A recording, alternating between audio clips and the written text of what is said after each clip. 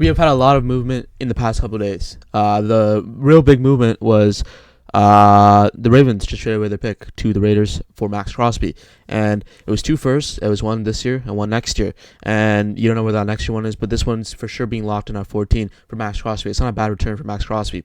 There's also the Chiefs one. I didn't make it by the time I think I recorded the night before, actually, before they traded McDuffie.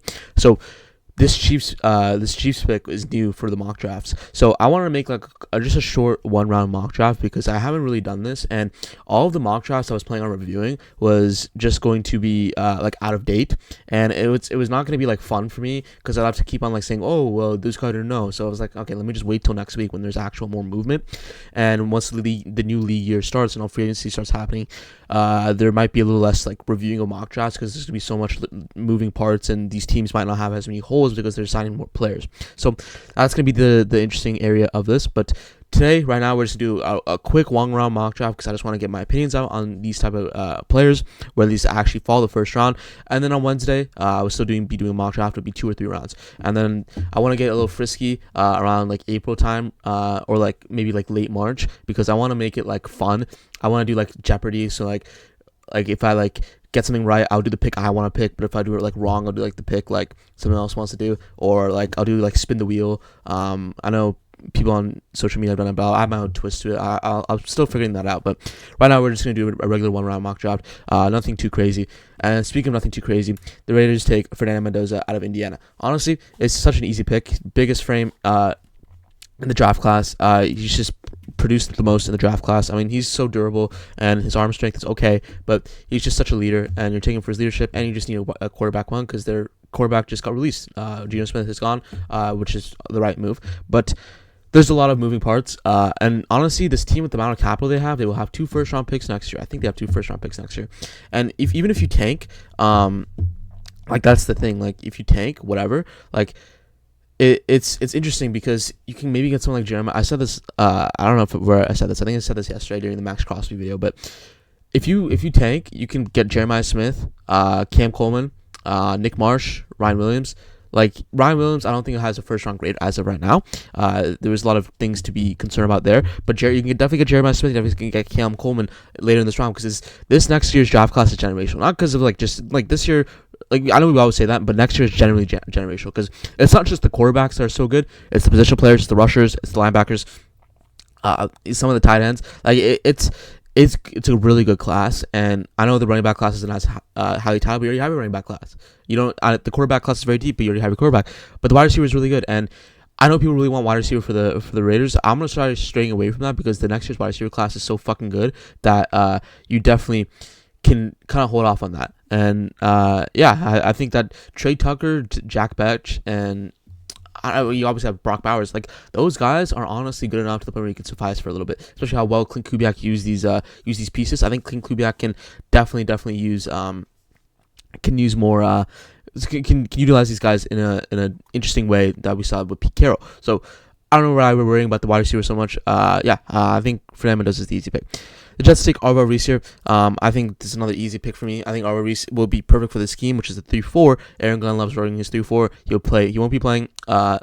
He'll be playing the 3-4 area. So it's gonna be cool to see how he's getting utilized in this way. He's a very raw prospect, but you're taking him for his edge side ability. Definitely an interesting area to be concerned about to bring up because he's really good, and you don't really see someone with his athletic abilities often. Him and Sonny Styles were really, really athletic, and I think this is so interesting to think about because maybe you see maybe you see Arvo Reese be an absolute monster under Aaron Glenn. I'm a little concerned with his defensive coaching style sometimes, but I think you can definitely develop him into being a real guy. The Cardinals take Francis Mauigoa out of Miami. So this is another easy pick for me. I think that Mauigoa is such a great player. The only reason is he's getting super. He's not. This tackle class is not stacked as some others ones, but Francis Mauigoa, you know you're getting a surefire pick. I think he would definitely be playing tackle. And the whole reason why I'm saying this is because he's just so he's so powerful. He has a crazy downhill blocking power to him. He's just a surefire guy, and he measured pretty well. So I think that you should just take him here. And he's a little more like less raw than Monroe Freeling. And you already have your left tackle because Paris Johnson's already playing left tackle. So you wouldn't really like Monroe Freeling. Like I've seen people take Monroe Freeling here. I think Monroe Freeling doesn't fit this team as much as Maino will, because Maino already plays right, and Paris Johnson Jr. will play left, and Monroe Freeling plays left, and Monroe Freeling already has the concerns of not being NFL ready. So if you're putting him to an area, if you move Monroe Freeling to right, you're gonna have the area of like, wait, he might be even like more on an NFL ready because he's playing a position he never played in college. So Francis Maino makes the most sense, and he also just played the best. He's my tackle number one. The whole reason is because he's just so good. Like, I don't know, just like he's so powerful. He gets off his blocks, gets off well. Sam plays in the back. Like, he's a solid prospect, and I don't know why people are really like. I wasn't as high on Fano as I was Maino, even with the tackle ability. But Fano is a little more versatile, so people will like that a little more. I can see that. But today the Cardinals go Francis Maino. People have been mocking Jeremiah Love a lot to the Titans. I haven't really, but I'm gonna do it too. They haven't had like a number one running back obviously since Derrick Henry, and I know running backs, the position value is getting a little more like it's getting a little more like inflated in a way. Like there are a lot of people who like these high tier running backs. I mean, there are a lot of good high tier running backs. You've seen Ezekiel Elliott, obviously Saquon being picked at number 2. You've seen obviously Bijan. You've seen Jahmyr Gibbs. Like all those guys have been pretty good running backs or elite running backs at one point, right? So there's a lot of interesting areas to the running back narrative. I think Jeremiah Love, if you take him this highly, you're definitely investing a bunch of things into the halfback and running scheme. The problem is, the good thing is, I love Carmen Brasillo, the Titans O-line coach. He's a fucking dog, and he really made this Giants team a top 10 unit just in a year's time. And it's obviously because they obviously had some good tackles in Illuminor and Andrew Thomas, but he also elevated John Michael Schmidt's play, who was really struggling early in his career, and he got guys like Runyon and Greg Van Roten, who really also helped too. So it's really good to see how well he can develop that offensive line, and I think Jeremiah Love will, honestly, if they get their offensive line under wraps, which they already have like a bunch of cap space to buy, honestly, I would watch out, like, because this might not be the worst idea in the world. So Jeremiah Love goes here, has crazy vision. It's good. Like, you don't usually see running backs go this highly. Well, sometimes you do if they're like really generational. I think Jeremiah Love could fall under that area. And Jeremiah Love has crazy good vision, one cut speed. He's really good. He's like by far the number one prospect for running backs. I think he's top 5 on my board. He's just really good, and I don't know why people aren't really mocking him very highly, because I've seen him fall a lot, and it's just like, why? Like, he's just so good. Like, you don't really see someone with this type of home run throwing ability, with the speed, agility, as well as relieving the pass game. Like, it's not, I wasn't as in love with him as I was Ashton Genty last year, but at the same time, like, right, like, he's still really fucking solid, and this draft class is weaker than last year's draft class. So, like, maybe you just take Jeremiah Love here, and it's not the worst idea in the world. Giants, I usually go Sonny Styles here. I might not change that. Maybe I'll go Carnell Tate. I don't know. I think I'm gonna go Sonny Styles. I love Sonny Styles here because the Giants just cut Bobby Okereke. Harbaugh loves his linebackers. He loved Roquan Smith. He just loved like his entire like players, and I feel like that Harbaugh is a defensive-minded coach. Well, he's not really like, he's more of like a player's coach, but he's definitely more defensive. Like he like had a lot of elite defensive abilities in his prime. So he honestly would love either Sonny Styles or Caleb Downs, but I think today they take Sonny Styles here because the whole reason is because he's just so, like, he tested off the charts in this combine, and he's just so fucking good. He doesn't miss tackles. I think I have Sonny Styles top 3 on my big board. He's just so good. Like, you don't really see guys like this, right? You really don't, because the whole reason is he's just so fast for his size. He's 240, a heavier size for a linebacker, and he's like, He's really good. He's 2.43, senior, 6'5". Like, you don't see these guys, like, you don't see Sonny Styles, like a guy like Sonny Styles run like a 4.4. Like, you don't see that. I don't actually, what did he run? He ran a 4.46, and you just don't see that happening from a guy with this size. Like, it's just crazy to me that he's just like that. He's just like that great. Like, I think he definitely elevated his draft stock even more. And the Giants get a surefire linebacker that will immediately impact them and be really great. Browns, there's a lot they can go here too. I sometimes go Carnell Tate. I'm gonna. I don't know. Like, I really like Monroe Freeling, but like, do you want him to go this high? Like, I don't know. Like, maybe Blake Miller is too high for me though. I don't know. It's a lot of interesting areas. I'm gonna go. I'm gonna go Cardinal Tate. I usually go Monroe Freeling. I went Monroe Freeling last week, but today I'm gonna go Cardinal Tate because they need a wide receiver one. Cardinal Tate, I know people were saying he's more of a Z. He definitely can play the X. The only reason why he wasn't playing the X in Ohio State because he was next to a generational guy in Jeremiah Smith. That guy's fucking generational. He would be great. I'm really high on Jeremiah Smith. You guys will see my scouting report on him after April 31st because I think that's when the draft ends. So after April 31st, we're gonna start talking about the Jeremiah Smith mock draft class. So but Cardinal Tate goes here. They need a wide receiver one. Tom Monken loves the offense, so he's gonna take a wide receiver here. If not, he will be taking a guard or a tackle. You definitely see Fano going here. I've had Fano going here before, but he really fell to me because he just really he just really didn't measure well, and he probably won't be playing guard, and you don't want to take a guard. Probably won't be playing tackle. You don't want to take a guard this high. So interesting area there. The Commanders, they are on the clock here, and these top three guys right here, even these top four right here, are all in play. These guys are all in play. It's no matter what, I think the Saints will get whoever they want, David Bailey or Ruben Bain, and obviously the Commanders. So it's whoever the Commanders take. Like, this is the ball's in the Commanders' court. Like, who do they take here? And I really like Ruben Bain Jr., but I also like David Bailey. He seems more like a Dan Quinn type player. So I'm going to go David Bailey here. I really like David Bailey too.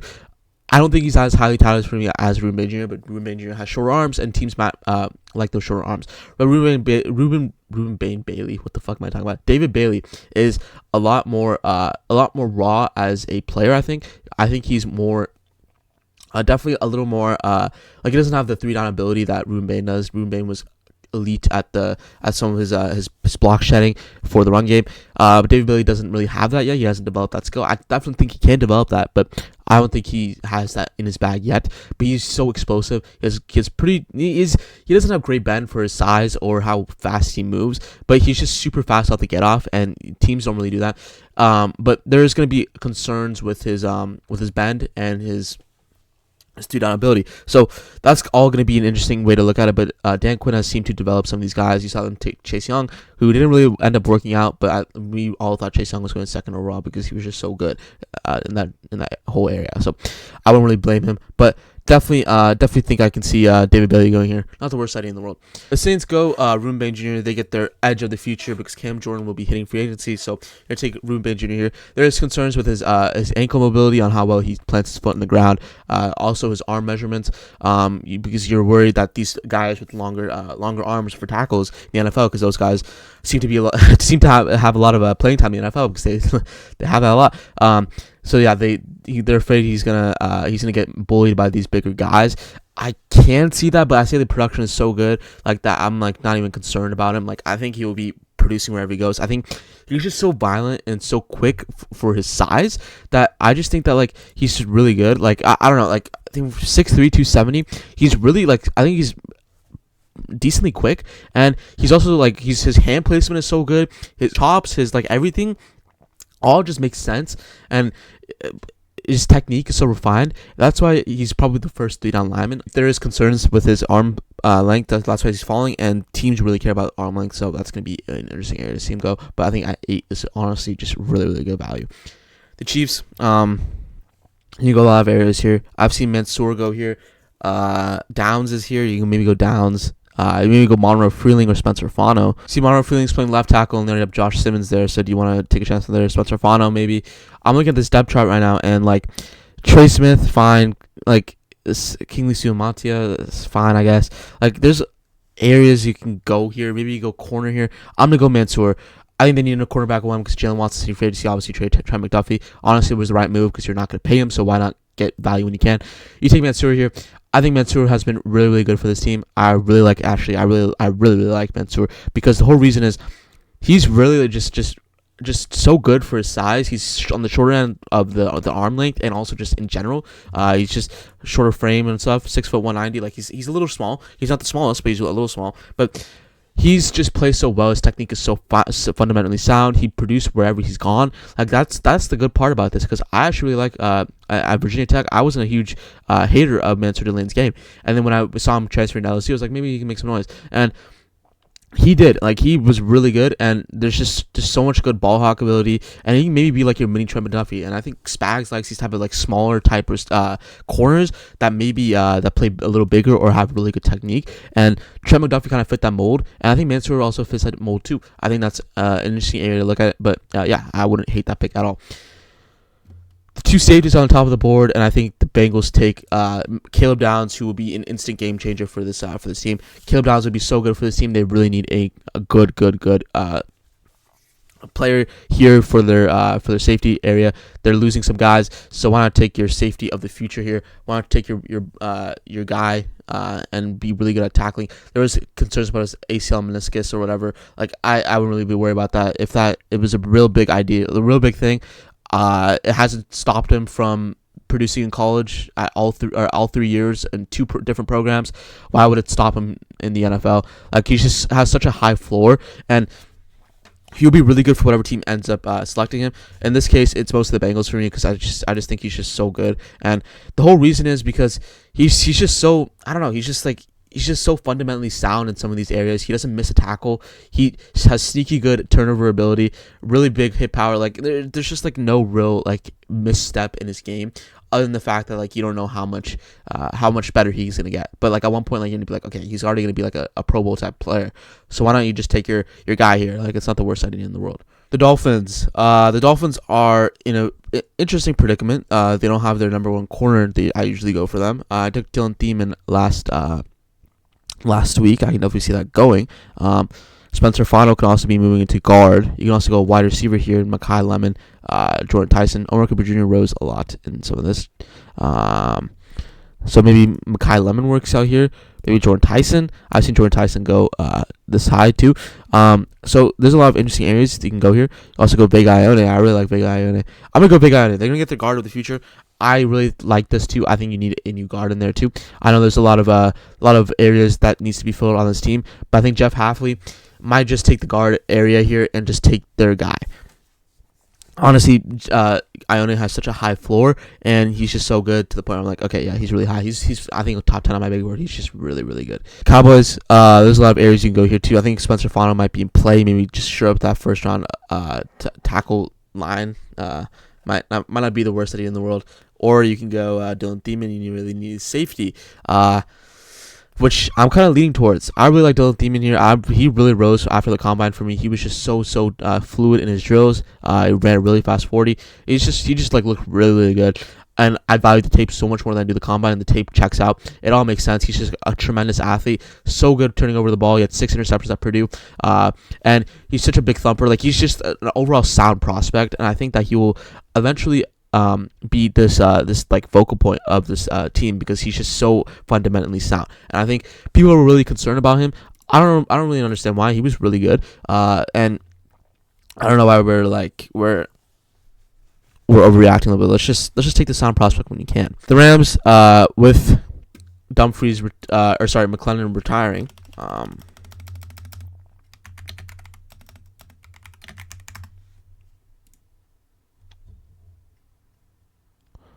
So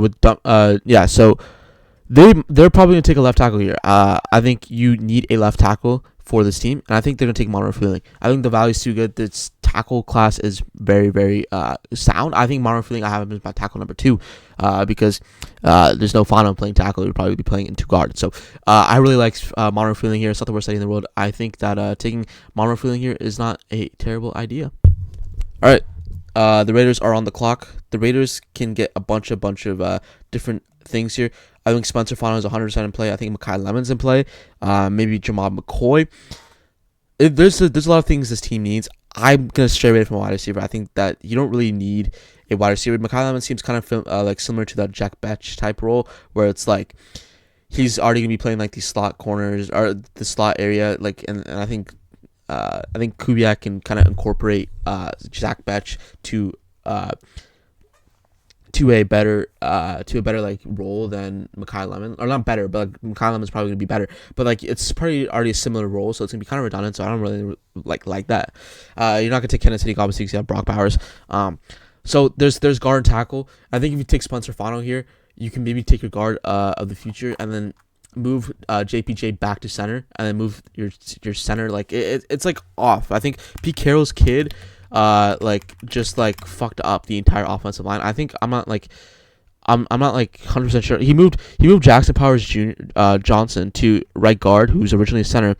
I think they moved like Meredith to center, and he was a right guard. Like they swapped him around. I don't understand. I don't know why he would do any of that. So that's gonna be an interesting area to pick. There's also the idea for a defensive tackle, or a edge rusher, or even like a corner. I won't put, like there's a lot of team needs. I'm not even gonna lie, it's kind of overwhelming. I would stray away from wide receiver though, or offensive lineman, because you can maybe move those guys into the right positions and maybe get some good value off of there. There's a lot to be done in this team, and honestly, I don't even know what to do. I'm gonna be honest. Maybe they go edge here. They take TJ Parker. I don't know why Cassius Howe is so highly ranked, bro. Move him the fuck down, dude. I don't know why Zion Young is ranked above Cassius or below Zion before Cassius Howe. It's just crazy to me.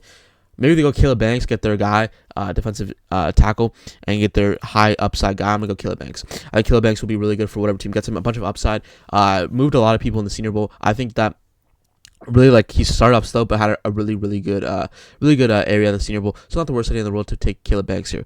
And they're gonna need that defensive interior. And honestly, they're selling for a bunch of draft capital, and it's not the worst idea in the world. Maybe you just save up and just eventually retool this team from scratch, is what you needed to do. And if you get your quarterback one, and eventually your defensive interior of the future, not the worst idea in the world. The Bucks. There's a lot of various things go here. They can go guard, edge. I would say Spencer Fano. I don't know. I'm just not like a gigantic fan of Spencer Fano here. This team, honestly, I really struggle picking with every time, because it's just like it's like sometimes the board just doesn't really fall well for them. They can go Avion Terrell here. I think that's a little high for how well he tested, or how like mediocre he tested. You go Jordan Tyson, I guess. You also go McKyle. I'm gonna go McKyle. I think McKyle will be good. You have Egbuka on the outside. If you re-sign Mike Evans, you have him on the outside as well, and then McKyle in the slot, and that wouldn't be a bad idea for this team. That's obviously if you re-sign Mike Evans. I don't know if he will re-sign. I haven't really seen a lot of rumors. I haven't really seen a lot of news on that, so I'm not gonna talk about that. But worst case, you have Egbuka on the outside, McKyle on the inside. It's kind of like interesting area to see. This team needs a wide receiver that was a little more reliable and a little less injury prone and old. So I wouldn't hate this idea at all. The Jets, I think the value is too good for Spencer Fano. You're going to move him to guard because Elijah Vera Tucker or John Simpson is going to be gone. So taking your guy here in Spencer Fano, who has guard potential and flexibility, and even just swing tackle flexibility just in general, would not be the worst idea in the world. And this team honestly just needs it. And I know PFF has him listed as a tackle. He's going to be moving into guard. His arm length is way too short, and he was taking more guard drills during the combine and also played some center drills too. I don't think he'll be playing center. I think this is a little too crazy, but guard will be very good. And honestly, for his arm length and his power and just how well he just produced, honestly, that's a sneaky good guard. And if you get him at 16, as opposed to someone like Vegayane, who I have taken a lot at 16, it's not the worst idea in the world, because you'd get your guard of the future regardless. The Lions, there's a lot of areas they can go here as well. I usually have them going edge here. There's a lot. They can go Blake Miller here. I think I've seen Blake Miller go this high. Avion Terrell seems like a Dan Campbell type corner. And they need a bunch of corner here. I think Jamal McCoy is a little too much of a question mark. I'm going to go Avion Terrell. I think Avion Terrell plays Dan Campbell style football, which is a bigger guy who's not as big, if that makes sense. Like he's just like he's 180, like 5'10", I think. 180, 5'11", and he's just really he plays so much bigger. He has a great nose for the ball. Honestly, this team needs corner a lot too, because a lot of guys are hitting free agency. So why don't you take your young, youthful corner here, and eventually he will blemish into a godly corner. You gotta hope that. So interesting area to think about, but I think that Avion Terrell will be really good for this schematic fit. And you're obviously going to tackle here, but with Decker moving on. But do you want to reach on a tackle like a raw prospect? Like there's a lot of interesting areas to think about there. But they're gonna go Avion Terrell here. The Vikings, the board did not fall amazingly. You can definitely go corner here. You can definitely go Jamad McCoy. You can also go wide receiver here, because you don't know what's going to be going on with Jordan Addison. Maybe that's the move. Or you can go running back, but I don't really like any of the running backs this high. So we're going to stray away from that. You also go linebacker, I guess.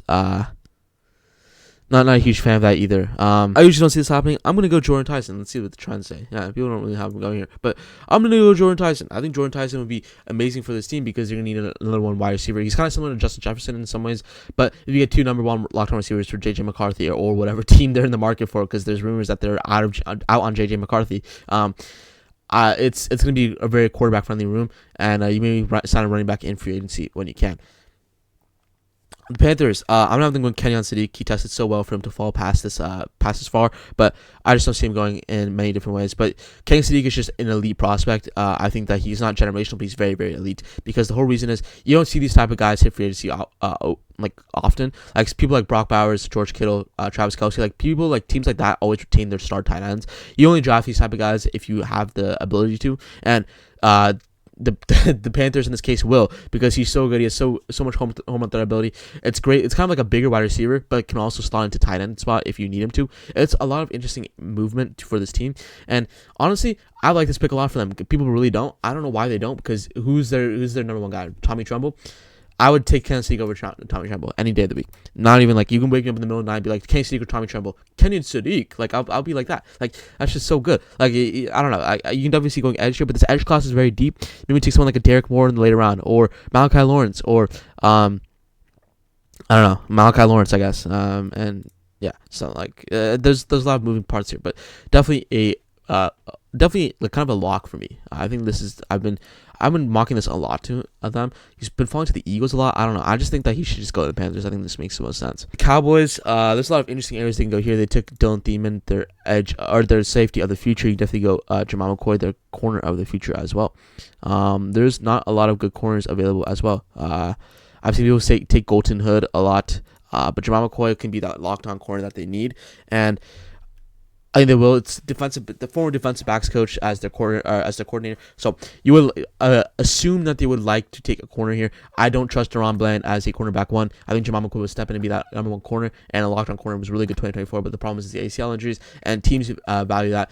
I know ACL injuries. Again, I've said this a million times. I know ACL injuries aren't what they once was, but he took an extensive amount of time, so that makes me feel like maybe he was either trying to save himself or he wasn't as competitive. Like you want this guy being out on the field for you, and it's a little interesting if he isn't. Steelers, there's areas you can go here. I can see Blake Miller going here a lot. Even Omar Cooper Jr. That seems like a fit that would work. I'm gonna go Blake Miller. Then you need to tackle here. Blake Miller, for a lot of the experience he's had, he doesn't have the frame that Mauro Fielding does, but he has the experience that Mauro Fielding lacks. And he was really good. He had a really, really good senior season at Clemson. I think it will be great for this team that needs a tackle of their future. The Chargers, there's a lot of interesting areas they can go here as well. I would definitely say, I don't know, like there's the board hasn't fallen well for the guard area. I really like Emmanuel Pregnon. The problem is he's on the older side and people really don't like him. I think he's like a top 32 player in this class. I can definitely see him going in the first round, but that's just me.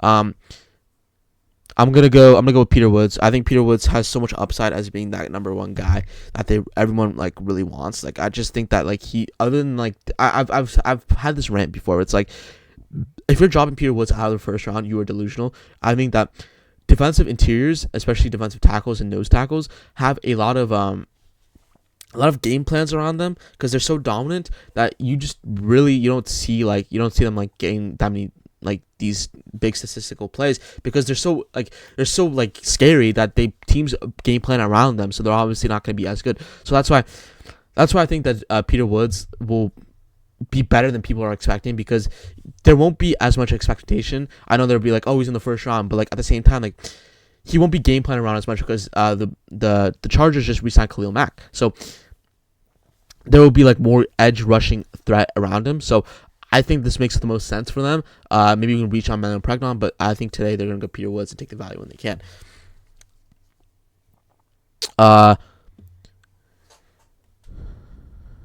The Eagles, there's a lot of areas they can go to as well. There's edge right here, in Akeem Mesidor, Keldrick Folk too. Not a big fan of Keldrick Folk's game. I think he relies too much on athleticism. TJ Parker's probably pretty high for me. There's corner here too. You can maybe go Colton Hood. I'm going to go Colton Hood. I think Colton Hood works for this team. He's pretty good for how he's played. I know he fell a little bit from the Senior Bowl, but tested pretty good in the combine. So why not you take a Colton Hitcher chance? He's fallen a lot. I had him at 15 at one point, in like my earlier mock drafts before the Senior Bowl, but he really just didn't fall. So he really fell because obviously he had his like issues. So Colton Hood goes here. He really got exposed by some of these day 3 receivers. But this class, like this wide receiver class, is sneaky good. So I think people are underestimating them.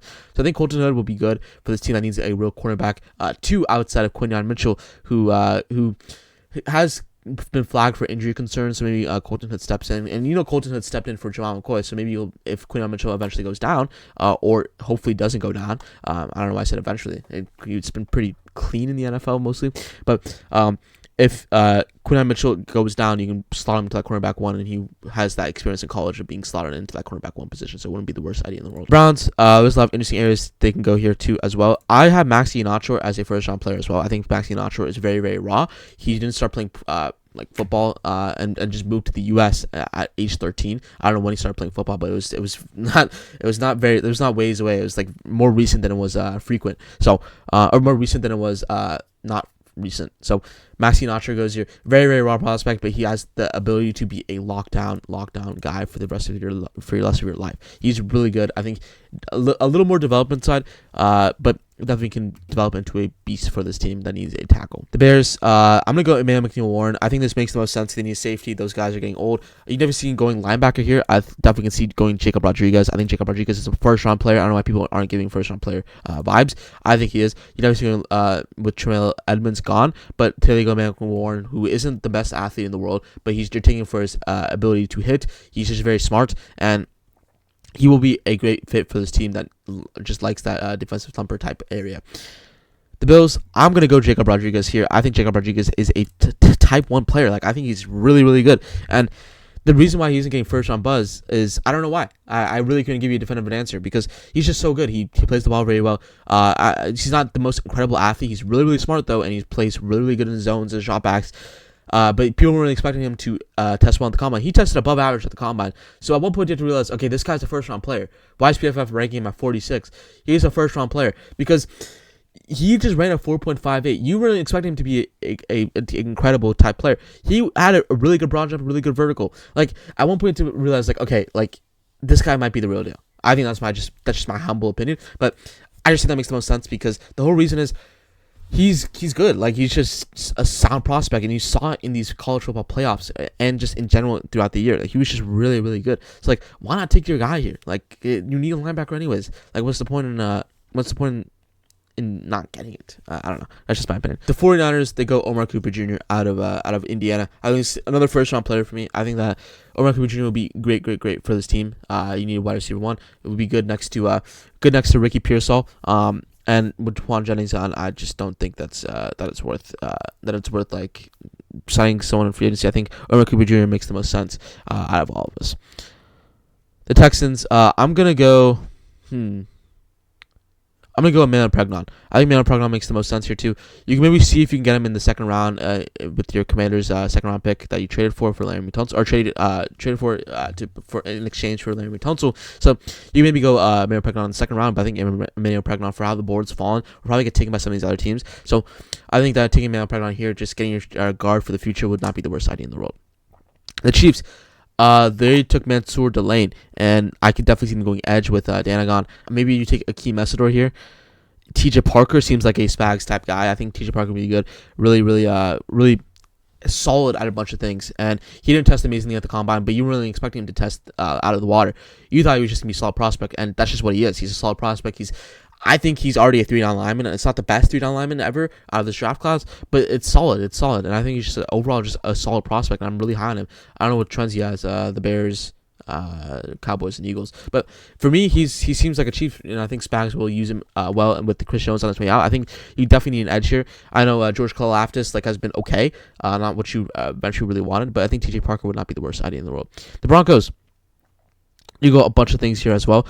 You would have loved Kenyon Sadiq here, but that does not happen, unfortunately. They're going to go C.J. Allen. I think C.J. Allen has been amazing for this Georgia team in terms of run-stopping wise. There is concerns about him being on these smaller type receivers or running backs, but at one point, you realize like, okay, this pass rush is so good, maybe they just don't have to worry about that for so long.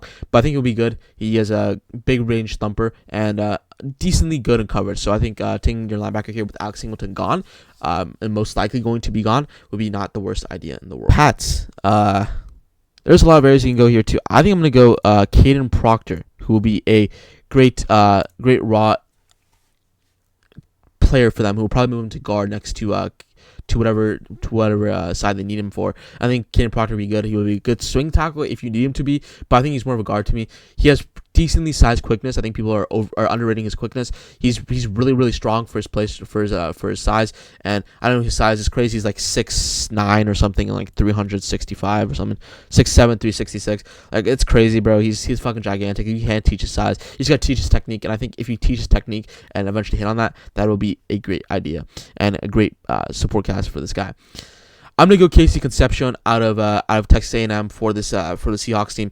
I think this will be a Rashid Shaheed placement, and I think Adam Schefter or someone, or maybe Ian Garoppolo Mike Garoppolo or Ian Rappaport reported that Rashid Shaheed has not been in extension talks, so there might be a chance where he doesn't return back. So I think Casey Concepcion can fill that role of Rashid Shaheed, who has that speed type demon who take the top of the defense, like a good contrast to Jason, and also be that punch return and kick return that you really needed. So wouldn't be the worst idea in the world. You can definitely see going corner too, but in this scenario they resigned some of their corners, so maybe not. And anyways, thank you for watching. Let me know what you guys think of this mock draft. Let me know what you guys think just in general. Yeah, let me know. See you guys in the next one.